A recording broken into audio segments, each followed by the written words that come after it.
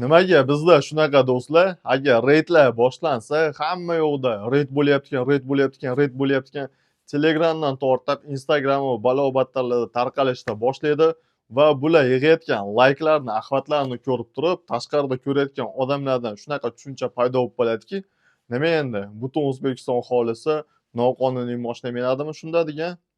Mani o'zim shunaqa tanishlarim ham bor, moshina uchun dokumentlari bor. Lekin reyd bo'ladigan kanallarga podpisatsiya bo'lib berishgan, ko'rib, shu narsani e'tibor berib, hammaga aytib yurishyapti, "Atta reyd bo'lyapti, batta reyd bo'lyapti" deb. Men bunaqa qilmagan bo'lardim va qilmayman ham.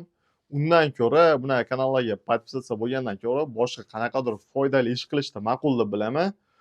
Do'stlar, sizlarda ham shunaqa tanishlaring bo'lsa, moshina minish uchun dokumenti beton, lekin shunaqa reyd bo'ladigan kanallarga podpisatsiya bo'lib kuzatib yuradigan bo'lsa, o'sha do'stlaringni kommentariyada belgilab beringlar. Nimaga bizda shunaqa do'stlar, agar reydlar boshlansa, hamma yoqda reyd bo'layotgan, Telegramdan tortib, Instagram va balo-battarlarda tarqalishda boshlaydi va bular yig'ayotgan layklarni, axlatlarni ko'rib turib, tashqarida ko'rayotgan odamlardan shunaqa tushuncha paydo bo'lib qoladiki, nima endi, butun O'zbekiston aholisi noqonuniy moshina minadimi shunda degan?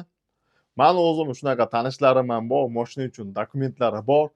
Lekin reyd bo'ladigan kanallarga podpisatsiya bo'lib berishgan, ko'rib, shu narsani e'tibor berib, hammaga aytib yurishyapti, "Atta reyd bo'lyapti, batta reyd bo'lyapti" deb. Men bunaqa qilmagan bo'lardim va qilmayman ham. Undan ko'ra, bunaqa kanallarga podpisatsiya bo'lgandan ko'ra, boshqa qanaqadir foydali ish qilishni ma'qul deb bilaman.